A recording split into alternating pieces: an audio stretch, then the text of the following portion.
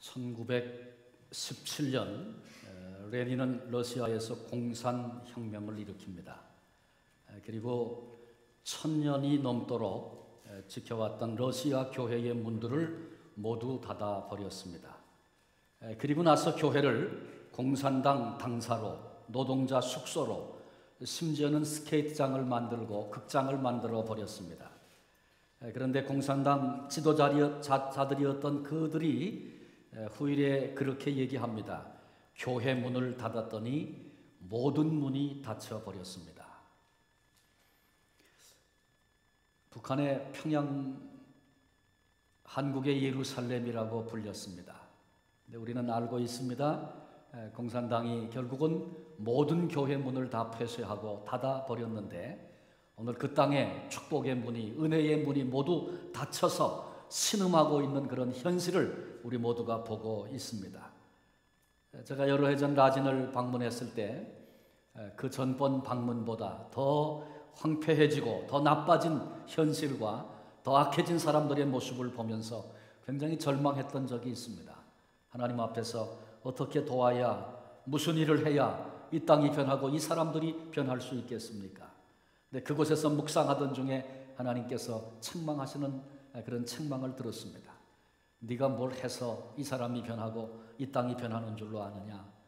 너 이 땅을 끌어안고 이 땅에 두 발을 디디고 서서 나를 예배하는 예배자가 되라.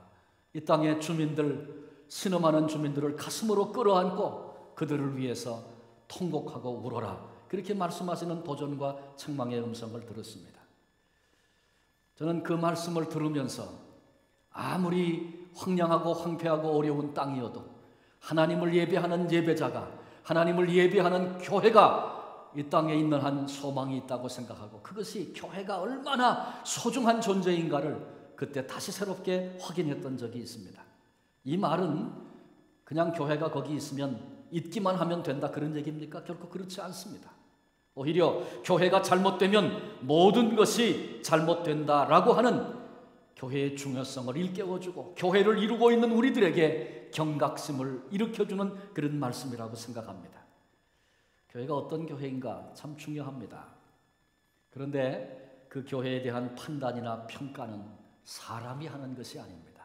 세상이 하는 것 결코 아닙니다. 교회에 대한 정당한 판단과 평가는 교회 머리가 되시는 오직 우리 주님만이 하실 수 있는 일입니다. 우리 주변에 아주 약하고 작은 교회, 참 작은 교회다. 여러분 작다고 말하지 마십시오. 주님이 뭐라고 말씀하시는지 모릅니다. 언제든지 주님이 평가하시는 것이 훨씬 더 중요하고 그것이 맞다는 것을, 기준이라는 것을 우리는 결코 잊지 말아야 할 것입니다. 9월 첫 주일 예배를 우리가 지금 함께 드리고 있습니다. 9월달은 우리 교회가 창립 40주년을 맞는 특별한 그런 시간이 있는 그런 달입니다. 요한복음 계속해서 살피고 있는데 잠깐 멈추고 계시록에 나타나 있는 7 교회에 대한 이야기를 좀 살피고 교회에 대한 문제를 조금 같이 나누려고 합니다. 요한계시록이 시작되면서 부활의 주님께서 소아시아 지방에 있는 7 교회에 보낸 편지가 기록이 되어 있습니다. 7 교회, 성경에는 숫자가 다 나름대로 의미를 가지고 있는데 상징적인 것이 숫자인데 특별히 7이라고 하는 숫자는 완전수 혹은 전체수, 그런 의미를 가지고 있는 숫자입니다.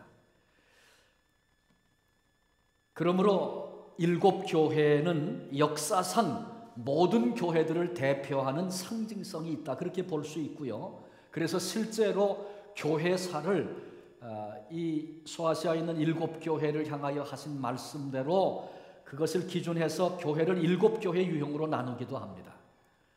그러나 시대마다 교회, 지금 시대는 이런 교회 시대, 딱 그런 것만은 아니고 동일한 시대, 동일한 땅 안에도 7개의 유형의 교회가 공존하고 있다는 사실도 알아야 합니다.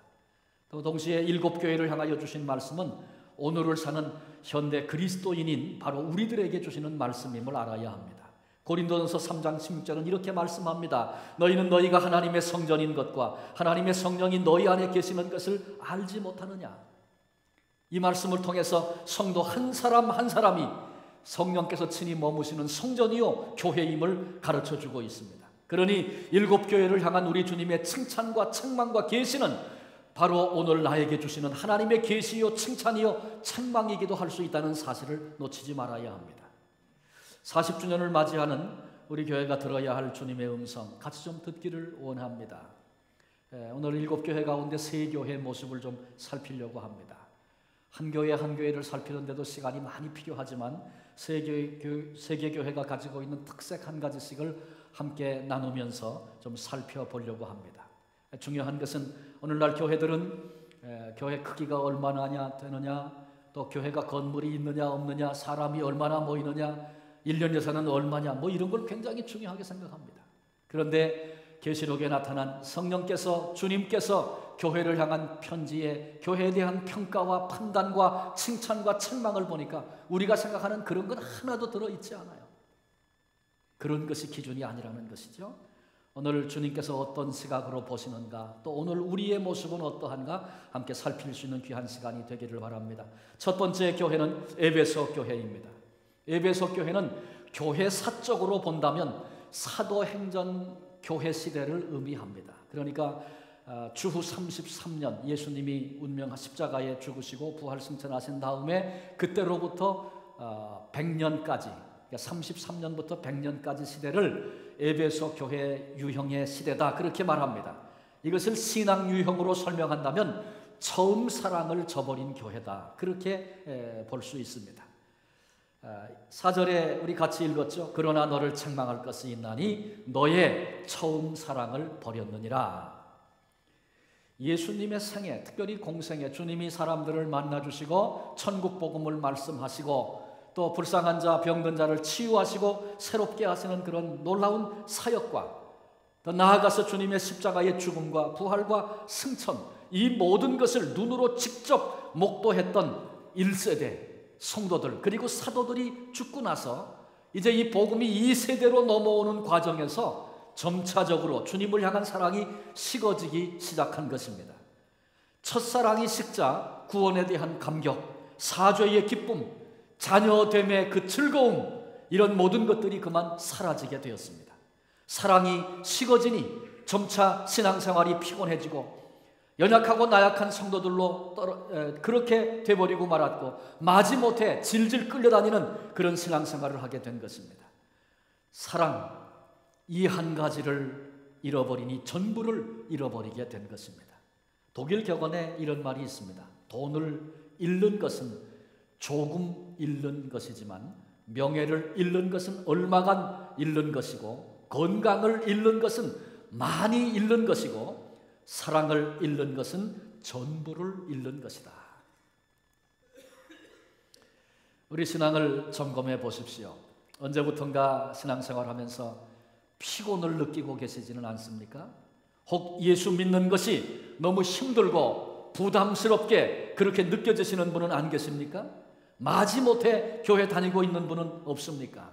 모든 것이 다 귀찮고 무미건조하게 느껴지는 분은 안 계십니까? 만일 이런 증상들이 있다면 이것은 첫사랑을 잃어버린 증거입니다.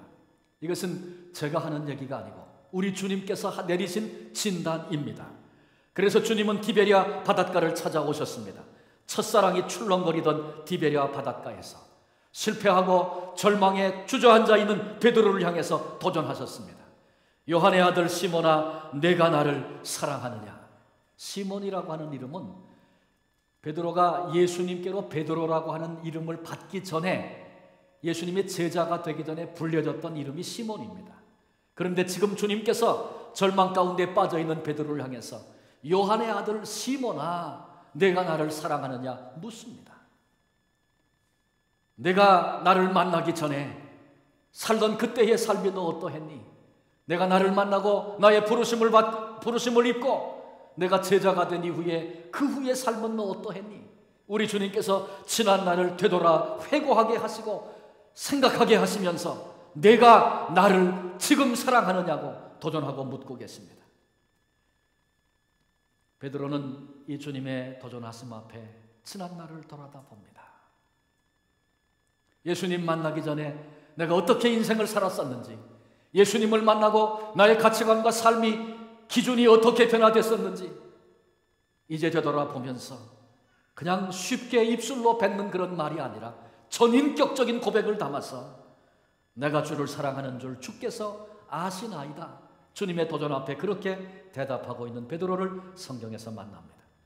이처럼 첫사랑을 회복한 이후에 베드로는 모든 것을 되찾아서 위대한 사도가 됐고 주님을 위하여 자기의 생명을 내어주기까지 부르심을 쫓아 살아가는 그런 온전한 삶을 살았던 것을 우리는 기억하게 됩니다. 여기서 얻을 수 있는 결론이 있습니다. 사랑 이 한 가지를 잃어버리면 전부를 잃는 것이요, 사랑 이 한 가지를 얻으면 전부를 얻는 것이다.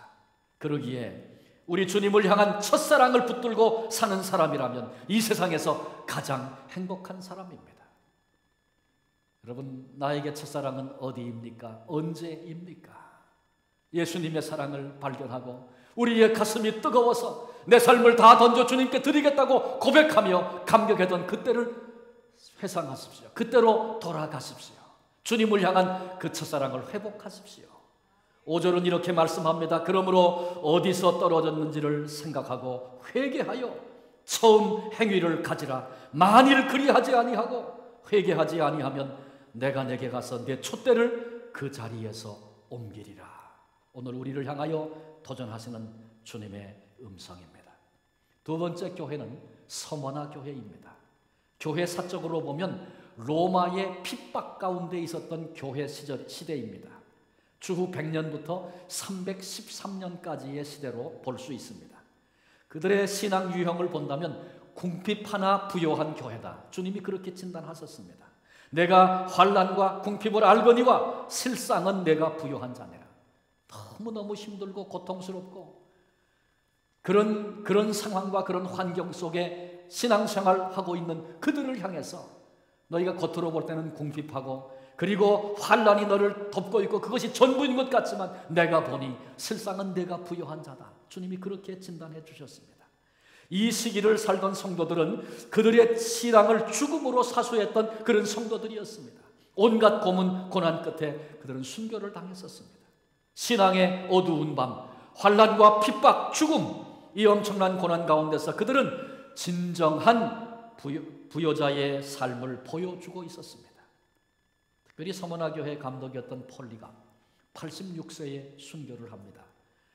서머나 교회의 12번째 순교자가 폴리갑이었습니다. 당시에 로마에서는 로마 신을 섬기지 않는 사람들을 무신론자라고 불렀습니다. 로마 신은 무엇입니까? 황제입니다. 가이사가 곧 신이다. 로마인들이 주장하는 것입니다. 그래서 황제를 나의 주로 고백하고 섬기지 않는 사람들을 무신론자라고 불렀고 무신론자 폴리갑을 죽이라. 성난 군중들이 함성을 지르고 외치고 흥분했습니다. 또 어떤 사람들은 폴리갑을 찾아와서 그를 회유하려고 했습니다. 예수 그리스도를 한번 모른다고 하십시오. 시저가 나의 주라고 한번 고백하십시오. 이런 어려운 환경에서 폴리갑은 그런 고백을 했습니다. 86년간 우리 주님은 십자가에 나를 위해 죽으신 우리 주님은 단 한 번도 나를 모른다고 하신 적이 없거늘 나도 결코 우리 주님을 모른다고 할 수 없습니다. 주님만이 나의 주, 나의 그리스도이십니다. 그리고 그는 찬송을 부르면서 스스로 죽음의 자리, 나무를 쌓아놓은 장작더미 위로 찬송을 부르며 올라갔다는 유명한 일화가 전해지고 있습니다. 또 안디옥 교회 감독이었던 이그나티우스, 이분은 사형 판결을 받았습니다. 죽여 마땅하다. 그렇게 판결을 받자마자 오 주님 감사합니다. 주님께서 나를 순교자로 영화롭게 하심을 허락해 주셨나이다. 주님의 이름 때문에 죽는 것을 그분은 그렇게 즐거워하고 영광으로 알고 지금 이제 감사하고 있는 것입니다. 기록에 보면 한 무명의 순교자가 순교당하기 직전에 그런 얘기를 고백을 합니다. 나는 지금 결혼식장의 신부보다 더 큰 기쁨이 있습니다. 무슨 얘기입니까? 주님을 사랑함으로 주님의 이름으로 지금 내가 죽임을 당하는 순교는 고통스러운 것이죠. 그러나 결혼식장에 서 있는 신부처럼 흥분된 가슴을 가지고 내가 그토록 사랑하던 주님을 이제 내가 곧 배우리라. 신부보다 더 큰 기쁨이 내게 있다고 그런 고백을 하고 있습니다. 그렇습니다. 서머나 교회, 서머나 시대, 교회 시대는 순교하기까지 믿음을 지킨 진정으로 부요한 자들의 모습을 우리에게 보여주고 있습니다. 어떤 사람이 부요한 사람이라고 생각하십니까? 부요하지기를 거부하는 사람이 이 땅에 어디 있겠습니까? 재물이 많은 사람이 정녕 부요한 사람일까요? 그렇지 않습니다. 소유에 관계없이 오늘 내게 주신 것으로 자족할 줄 아는 사람이 정녕 부요한 자입니다. 내게 주신 은혜, 내게 주신 사랑, 그것으로 만족하는 자입니다.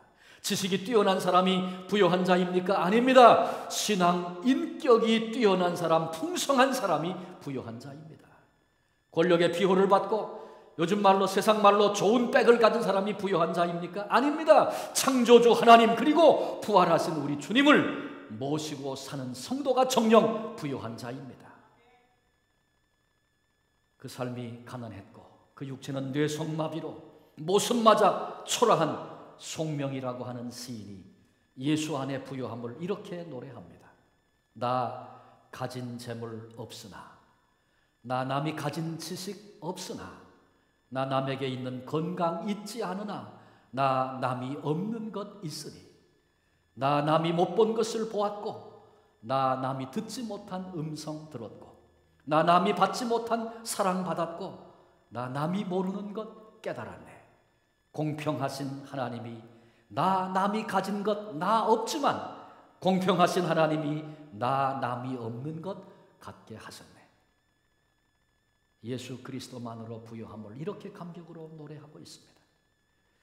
재물로 인한 부요함을 이 땅에 자랑하며 사는 사람들이 얼마나 많이 있습니까? 지식이나 권력으로부터 오는 이 모든 것들을 부요함이라고 생각하고 있지는 않습니까? 오직 예수만으로 인한 부요함, 결코 세상이나 그 어떤 고통도 아픔도 빼앗을 수 없는 주님 안에 있는 이 진정한 부요함을 누릴 수 있는 우리 모두가 되시기를 바랍니다. 그러므로 예수 그리스도 안에 있는 자는 영원한 부자입니다. 고린도후서 6장 10절은 이렇게 말합니다. 근심하는 자 같으나 항상 기뻐하고 가난한 자 같으나 많은 사람을 부요하게 하고 아무것도 없는 자 같으나 모든 것을 가진 자로다. 이 비밀을 누릴 수 있는 우리 모두가 되시기를 주님의 이름으로 축원합니다. 세 번째 교회, 버가모 교회입니다. 교회 사적으로 보면 콘스탄틴 대제의 비화에 있던 교회 시대입니다. 주후 313년부터 600년까지 시대를 말합니다. 신앙 유형으로 따진다면 세상과 짝하여 안일에 빠진 교회다. 이게 주님이 주신 판단입니다. 진단입니다. 14절에 거기 내게 발람의 교훈을 지키는 자들이 있도다. 15절에 이와 같이 내게도 니골라당의 교훈을 지키는 자들이 있도다. 무슨 말씀입니까? 세상적인 것이 교회 안으로 침투해 들어왔습니다. 세상적인 사상, 세상적인 가치관, 세상 사람들이 세상 속에 좋다고 여기는 것이 교회 안에서도 좋다고 여전히 느껴지고 그런 기준을 가지고 산 것입니다. 안일에 빠진 교회가 돼버리고 말았습니다. 우리가 잘 아는 대로 콘스탄틴 대제는 모친의 영향을 많이 받습니다. 그래서 기독교의 우호적인 그런 입장을 취했고 그런 정책을 썼고 그렇게 이제 했습니다. 그런 이제 정책을 펴고 황제가 그렇게 끌고 나가니까 모든 로마 시민들이 중생은 경험하지 못했지만 나는 그리스도인입니다. 그렇게 말하기 시작했어요. 그래서 모든 로마 시민들이 다 내가 그리스도인이라고 말합니다. 그러나 예수님을 만난 적도 거듭난 적도 없는 사람들이었습니다. 기독교인이 되어야 정치적인 야망도 채울 수 있고 기독교인이 되어야 출세도 할 수 있고 기독교인이 되어야 행복하게 살 수도 있다. 그 시대 사람들이 가지고 있는 생각이었습니다. 그래서 결국 로마가 기독교 국가는 되었습니다마는 정말 불행스럽게도 주님의 뜻과는 전혀 무관한 그런 나라로 전락해버리고 말았습니다. 이름은 기독교 국가인데 그렇게 정부를 세우고 정책을 정하고 그렇게 나아갔는데 주님의 뜻과는 상관도 없는 기독교 국가가 되고 만 것입니다. 저는 군대에 있을 때 제 상관이 별 둘을 단 장군이 있었습니다. 이제 부대에서 주일날 교회를 가면 근데 그 장군이 아주 신앙이 좋으신 분이셨어요. 이분이 늘 주일날 교회 와서 예배를 드리고 또 어떤 때는 직접 주보를 나눠주기도 하고 그럽니다. 그러니까 그 부대 안에 있는 장교들이 주일날 되면 예수 안 믿는 사람 다 교회 오는 거예요. 왜? 장군한테 눈도장 찍으려고 나도 교회 나왔다 그러려고 이제 와서 잘 보이는데 이렇게 앉는 거예요. 물론 그렇게 교회를 나와도 교회 나와 앉아 있다가 예수님을 만나는 거예요. 말씀을 들으면서 주님을 만나고 말씀이 생명으로 그에게 임하고 야 인생이 뭐냐 다시 고민하게 되어지고 삶의 방향을 다시 바꾸는 그런 일들이 생겨집니다. 그렇다면 눈도장 찍기 위해 교회 처음 나온 거 괜찮은 거죠. 뭐 나쁠 거 없는 거죠. 불신자가 처음 교회 나와 예수 믿게 될 때는 내가 예수님이 누군지 좀 알아보고 신앙생활 잘해봐야 되겠다. 이런 동기를 가지고 나오는 분도 계십니다. 그러나 다 개인적으로 나름대로 다른 생각을 가지고 나올 때가 많이 있습니다. 다른 필요에 의해서. 그런데 여기 나와서 예배 드리면서 말씀을 듣고 하나님이 누군지 알아지고 주님을 만나게 되면 어떤 동기로 나왔든지 그것이 하나의 계기가 되고 출발점이 될 수 있는 거 아니겠습니까? 그 자체는 잘못된 거 아닙니다. 그런데 문제는 눈도장 찍는 게 전부 다입니다. 출세하기 위해서 교회 나오는 게 그게 전부 다입니다. 그렇다면 그것은 비극이 아닐 수 없는 것입니다. 엄밀하게 얘기한다면 예수를 자기 이익을 위해서 이용하는 것입니다. 그런데 오늘 이 시대 우리 가운데도 이와 같은 정치적인 교인들이 얼마든지 있을 수 있다는 사실을 여러분 알고 계십니까? 교인의 이름을 자처하면서 예수의 이름을 이용해서 사업도 하고 돈도 법니다. 극단적인 얘기였습니다만은 제가 강원도에서 목회할 때 그 강원도 지역에는 산속에 아주 그 어려운 교회들이 많이 있어요. 이제 어려운 교회 목회자가 없으니까 신학도 제대로 못한 분이 성경학교 나와가지고 거기서 목회하는 그런 분들도 계십니다. 그래서 이제 주변 교회 워낙 어려우니까 주변 교회들이 이제 그런 교회들을 많이 돕죠. 저희도 돕던 교회 가운데 하나가 이제 가까이 하나 있었는데 그 지역이 조금 커지기 시작했어요. 발전이 하기 시작했단 말이죠.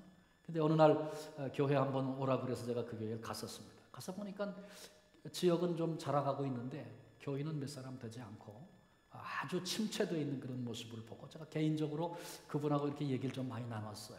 근데 그분이 직접 그런 말을 하는 건 아니지만 제가 얘기를 들으면서 느낀 마음은 그렇습니다. 이분은 교인들이 교회에 자꾸 나오는 걸 별로 좋아하지 않는구나. 무슨 얘기입니까? 뭐 사람만 좀 늘면 말썽이나 부리고 힘들게 하고 필요 없다는 거예요. 이분이 뭘 주로 하냐 하면 앉아가지고 일주일 내내 하는 게 도시교회에다가 여기 이렇게 어려운 게가 있는데 좀 도와주십시오. 이거 편지 쓰는 거 주로 하는 거예요. 그 사택을 보니까 그 살림살이도 괜찮아요. 뭐 그게 나쁘다는 건 아닙니다. 살림살이가 그 사람이 괜찮으면 안 된다 그런 얘기 하는 건 아닙니다. 그런데 관심이 거기 있는 거예요. 그분이 그 지역을 떠난 다음에 그 지역 사람들에게 들은 얘기입니다. 이분이 여기 와서 돈 많이 벌어가지고 갔습니다. 그런 얘기 하더라고요. 얼마나 충격적인 얘기인지 몰라요. 여러분, 농촌교회가 시골교회가 다 그렇다는 얘기입니까? 아닙니다. 정말 적은 지역에서 한 명, 두 명 영혼을 붙잡고 평생을 삶을 들이며 그 영혼들을 섬기는 그런 사역자도 있습니다. 도시교회에서 큰 교회에서 우리 교회 부임해 오십시오. 그래도 나는 하나님하고 약속한 게 있기 때문에 이분들과 살아야 할 삶의 이유가 있습니다. 그리고 그 농촌 그 지아리를 고수하면서 오늘도 그렇게 섬기는 분들이 있습니다. 그런데 아까 말씀을 드렸던 신앙을, 예수 믿는 것을, 예수의 이름을 자기가 목적한 바를 이루기 위한 방법과 수단으로 그렇게 사용하는 사람이 있을 수 있다는 것입니다. 언젠가 그런 얘기 드렸죠. 십자가 팔아먹는 교회가 있다. 밀림 속에 교회가 하나 있습니다. 선교사가 가서 교회를 그릇하게 지었습니다. 선교팀이 와서 이렇게 보면은 얘기합니다. 이 어려운 지역에 이 사람들을 붙들고 교회 짓기까지 참 어려웠습니다. 다 됐는데 이제 종탑이 하나 없습니다. 그러면 온 사람들이 감동을 받고 그 종탑을 내가 하겠다고 헌금을 하고 갑니다. 그 다음 팀이 오면 또 똑같이 소개합니다. 그러면 그 종탑은 우리가 하지요. 뭐 하여간 보기만 하면 다 한다는 거죠. 그래서 그 교회 별명이 십자가 팔아먹는 교회가 돼버리고 말았답니다. 얼마나 불행한 얘기입니까?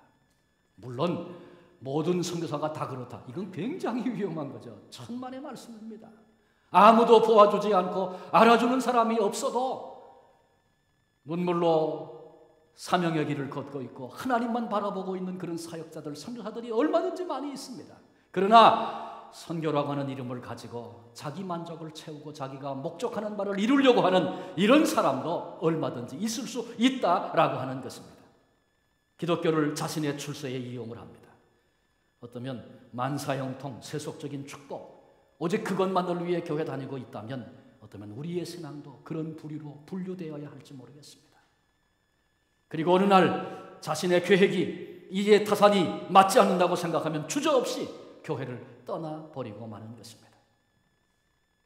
이런 무리들을 향해서 주님은 말씀하십니다. 예수께서 대답하여 이르시되 내가 진실로 진실로 너희에게 이르노니 너희가 나를 찾는 것은 표적을 본 까닭이 아니요 떡을 먹고 배부른 까닭이로다. 썩을 양식을 위하여 일하지 말고 영생하도록 있는 양식을 위하여 하라. 이 양식은 인자가 너희에게 주리니 인자는 아버지 하나님께서 인치신 자니라. 우리가 이미 살핀 요한복음 6장 26절 27절 말씀입니다. 그렇게 주님을 많이 따랐던 무리들이 예수님께서 십자가에 대하여 고난에 대하여 말씀하시니 어떻게 됐습니까? 다 주님을 등지고 떠나가 버리고 말았습니다. 그때 주님께서 그들을 향하여 묻던 질문입니다. 제자들을 앞에 놓으시고 너희도 가려느냐? 어쩌면 이 시대에 주님께서 우리를 향하여 그렇게 물으실 수 있습니다. 너희도 가려느냐? 주님의 이 안타까운 질문 앞에 오늘 우리의 대답은 무엇이겠습니까? 이 도전 앞에 시몬 베드로는 이렇게 대답합니다. 주여 영생의 말씀에 주께 있사오니 우리가 누게로 가오리이까? 환난이 와도 고난이 와도 사람들이 알아주지 않고 조롱하고 핍박하고 손가락질해도 영생의 말씀이 주께 있기에 우리는 주님 외에는 갈 곳이 없습니다. 이 베드로의 대답이 우리 모두의 신앙 고백이 되시기를 바랍니다. 오늘 소아시아 7교회 가운데 3개 교회를 살폈습니다. 에베소 교회 처음 사랑을 상실한 교회, 서모나 교회 궁핍하나 부요한 교회, 버가모 교회 세상과 짝하여 안일에 빠진 교회. 40주년을 이제 눈앞에 두고 있는 우리 중앙교회, 우리 교회 신앙 유형은 어떤 유형일까? 여러분, 한 교회가 한 가지 유형만 가지고 있는 건 아닙니다. 어떤 부분은 이렇고 어떤 부분은 이럴 수 있습니다. 다 살핀 것은 아니지만 오늘 3가지 도전 앞에서도 우리 교회 모습은 어떤가? 하나님이 주님이 보실 때는 뭐라고 말씀하시겠는가? 우리가 각각 질문하고 그리고 하나님 앞에 결단해야 할 것입니다. 교회만 아니라 교회를 이루고 있는 오늘 여기 있는 우리 나의 그 신앙의 유형은 어떤 것인가? 주님 앞에서 질문하고 주님의 진단을 받아야 할 것입니다. 주님께서 그러므로 회개하라. 그 말씀에 비추어 보면서 내 속에 여전히 주님이 원치 않는, 주님이 기뻐하지 않는 그런 신앙의 모습이 있다고 하면 주님의 도전의 음성을 듣고 회개해야 합니다. 주님의 이 도전하시는 음성에 우리 모두, 저와 여러분 우리 모두 귀를 기울이십시다. 편협되어 치우친 부분이 있다면 바로 잡아야 합니다.